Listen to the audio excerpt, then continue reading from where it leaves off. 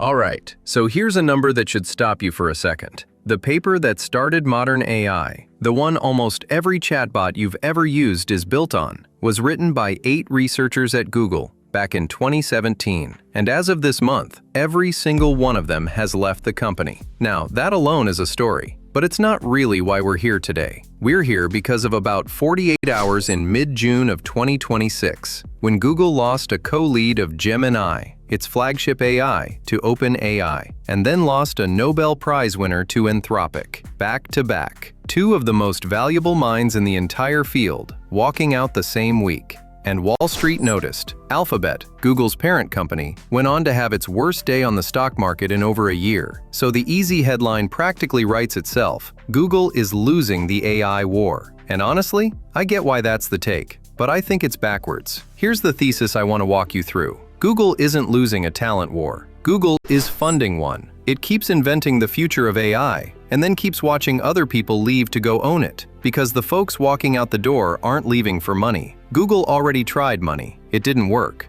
Let me show you what I mean. So let's start with the 2 people who left, because the details really matter here. First, Noam Shazeer. On June 18th, he posted that he was leaving Google for OpenAI. And Shazeer isn't just anyone. He was a vice president of engineering and a co-lead on Gemini, Google's flagship model family. In his own words, it was a difficult decision, and he said he was incredibly proud of the team he built. Sam Altman, OpenAI's CEO, welcomed him publicly with a line that's honestly kind of perfect. Noam is one of the people I have most wanted to work with since the very beginning of OpenAI. Only took 10 years. Then, the very next day, June 19th, John Jumper. And this one lands a little differently. Jumper is a Nobel laureate. He shared the 2024 Nobel Prize in Chemistry for AlphaFold, which is the DeepMind system that predicts the 3-dimensional shape of proteins, a grand challenge biology had been stuck on for half a century. His work has been used by more than 2 million researchers across 190 countries, and after nearly 9 years at Google DeepMind, he announced he was leaving for Anthropic. And here's a detail that tells you a lot. According to Bloomberg, in his final months, Jumper had been moved off pure science and onto Google's enterprise AI coding tools, a product that, by their reporting, was struggling commercially. So picture that. You've got a Nobel-winning scientist, reassigned to a tool that wasn't really working, and then he walked. And the market reaction was instant. On Monday, June 22nd, Alphabet had its worst trading day in over a year. It was down as much as 7% at the low, with reports putting the paper losses somewhere around $250 billion.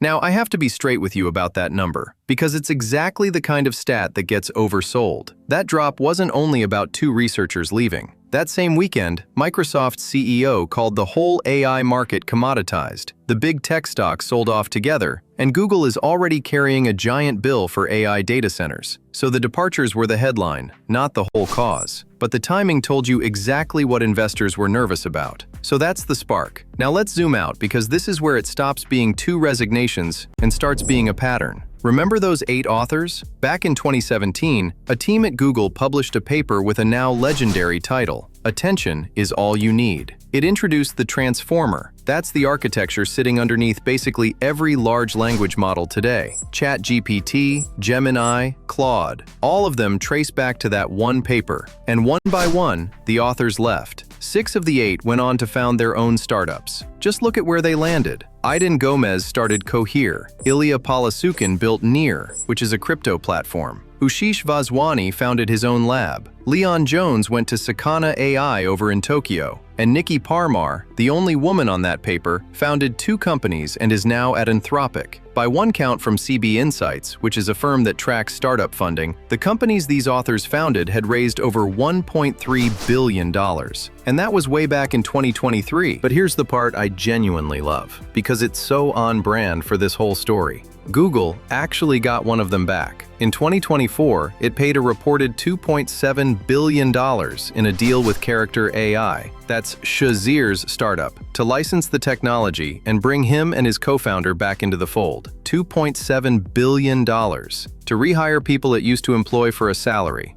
And then, less than 2 years later, he left again. One outlet called it the most expensive failed retention in corporate history. And you know what? It's really hard to argue with that. So the takeaway here is not that Google can't find talent. Google has the best talent on Earth. It literally keeps producing it. The takeaway is that Google has quietly become something stranger, the research lab that the entire rest of the industry gets rich off of. So how lopsided is this actually? Let's look at the real numbers and the honest caveats, because they matter a lot here. There's a report from a venture firm called SignalFire that tracks where tech talent moves using public LinkedIn data. And their 2025 report found something genuinely striking. When engineers switch between Google DeepMind and Anthropic, it runs almost 11-to-1 in Anthropic's favor. 11 leaving for every one coming back. Now, one honest caveat, because it matters. That's a ratio of switchers from 2023 and 2024 data. So it's a long-running pattern, not a verdict on this 1 week. But here's the twist that complicates the whole doom story, and it's from that very same report. DeepMind's 2-year retention is 78%. That's the second best of any major lab they track, behind only Anthropic. So Google isn't hemorrhaging everybody.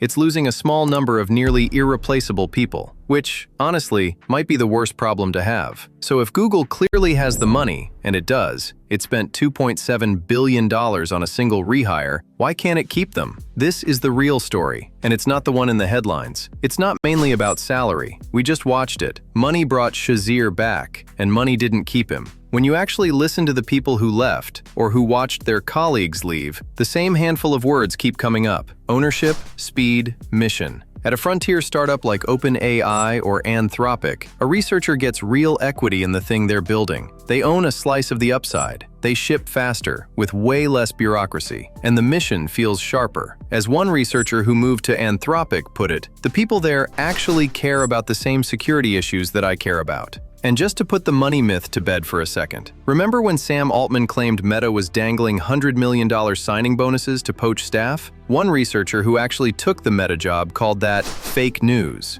The packages were huge, sure, but that eye-popping headline number was a myth. Money is the loud part of this story. It is not the deciding part, and there's a darker edge to how Google has tried to hold on. To keep people from leaving, Google DeepMind has leaned on aggressive contracts, non-compete clauses that can sideline a researcher for up to a year, paired with something called garden leave, where the company just keeps paying you to sit out, off the market, out of the game entirely. And in this field, a year is forever. One former employee put it bluntly: who wants to sign you for starting in a year? That's forever in AI. A former DeepMind director, who now leads AI over at Microsoft, went public telling staff, and I'm quoting here, "Above all, don't sign these contracts. No American corporation should have that much power, especially in Europe." So think about what that actually means for a second. The retention strategy isn't about making this the best place on earth to do the work. It's about making it too expensive to walk away. And the very best people, the ones with a Nobel Prize or a co-lead title, are exactly the ones who can walk away anyway. So is this the end of Google in AI? I really don't think it is. And the same evidence that looks terrifying actually cuts both ways. Let me give it to you straight. Yes, Google invented the transformer and lost all 8 authors. Yes, it just lost a Nobel laureate. But Google still controls the most AI computing power on the planet, its own custom chips, the TPUs. It reaches billions of people through search, Android, Chrome, and YouTube. Its core business is still growing fast. And get this, it profits even when its rivals win, because Anthropic, the lab poaching its people, pays Google billions of dollars to run on Google's own cloud. So here's how I'd lay out the possible futures, from most to least likely. Most likely, this is a stress test that Google absorbs. The core engine keeps printing money, and the exits bruise the stock without really touching the fundamentals. Pretty possible. Google settles into being the field's permanent R&D farm. It keeps funding the breakthroughs while rivals ship the products that win the users. Less likely, but genuinely real. The frontier race becomes a 2-horse fight between OpenAI and Anthropic, and Google ends up funding the future without ever leading it again. As one analyst put it, the race at the frontier right now appears between Anthropic and OpenAI.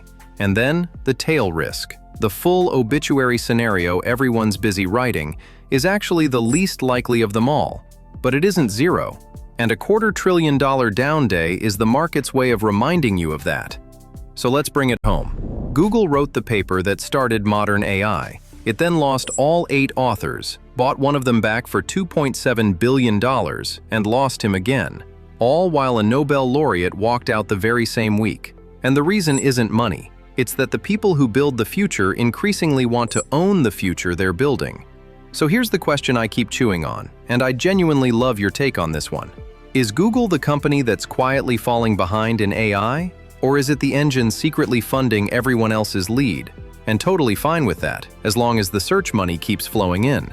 Because one of those is a crisis, the other one is just a business model. Tell me where you land down in the comments. And if this changed how you see the AI race even a little, go ahead and hit subscribe. We read the receipts on this stuff every single week, and the next one will reach you faster if you do. Thanks for watching. I'll see you in the next one.